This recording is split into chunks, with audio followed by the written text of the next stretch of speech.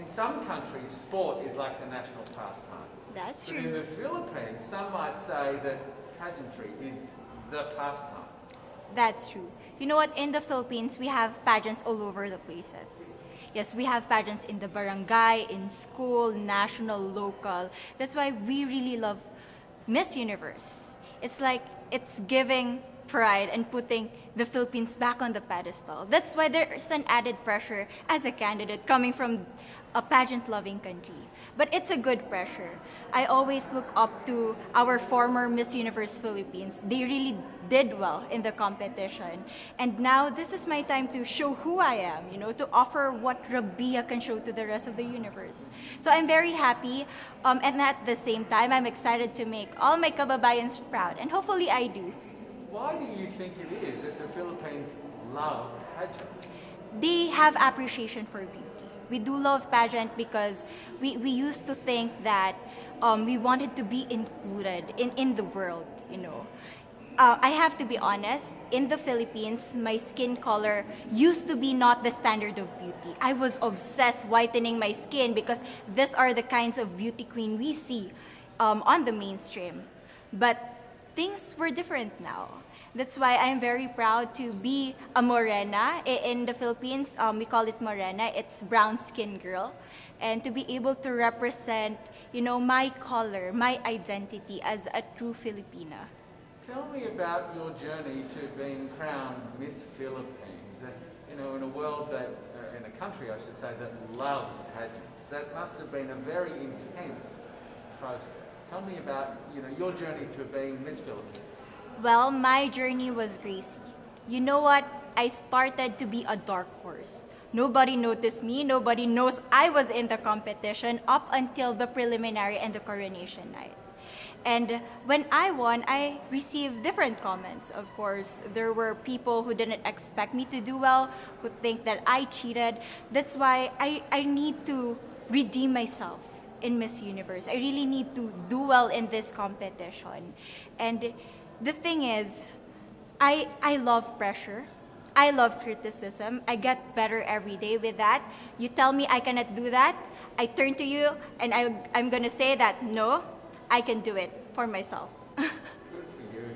So how does it feel then to be on the global stage? How do you feel to be here in this moment, right now? It's crazy, but I'm overwhelmed with the support, not just from the Filipino community, but also from Thailand, Latin countries who do appreciate me as a candidate, as a person. It motivates me that I am beautiful, I can offer so much in this world, and when somebody believes in you, it gives you that extra energy to really do well and perform well.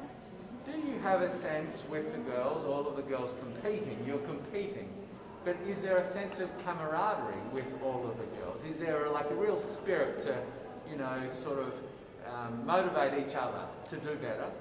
You know what? I have a different idea about Miss Universe. I thought it's gonna be very competitive, in a healthy way, well, of course. But now I can see every girl helping each other, from fixing those hairs, from trying to zip up those outfits. It speaks of the closeness and the kind of camaraderie that we want to have.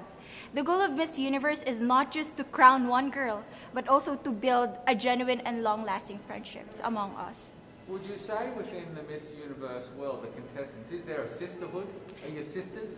There is sisterhood. I can say I was able to talk to different representatives from different backgrounds, different cultures. And despite our differences, there's so much to be highlighted in what binds us together. And that is because we want to empower women. We want to have our advocacies. We want to speak for the things that we love. And that's a celebration of women and the beauty that we have. So coming out of this week, obviously you would love to be crowned Miss Universe. Of course. And that would be wonderful, of course, for any of you. But what else will you take out of this week? What do you think you'll feel at the end of this week, regardless of the result? How will you be a different person? It's the growth and the development that I was able to have during preparing for this journey.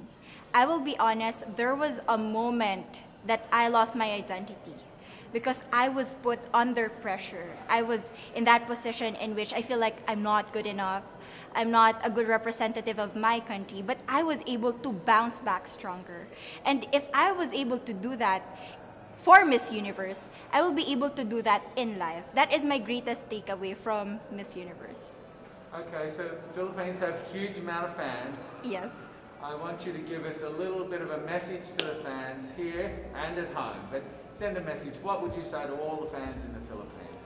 To all my fans from the Philippines and from all over the world, maraming salamat po. Thank you so much for loving me and for believing in me. It means a lot to somebody who is so naive in this industry, who has no idea how to become a beauty queen on the first day of my journey. But because of your love and support, I was able to be the woman that I am today. And regardless of the result, I may or I may not win the crown, but one thing is for sure, I'm gonna make you all proud.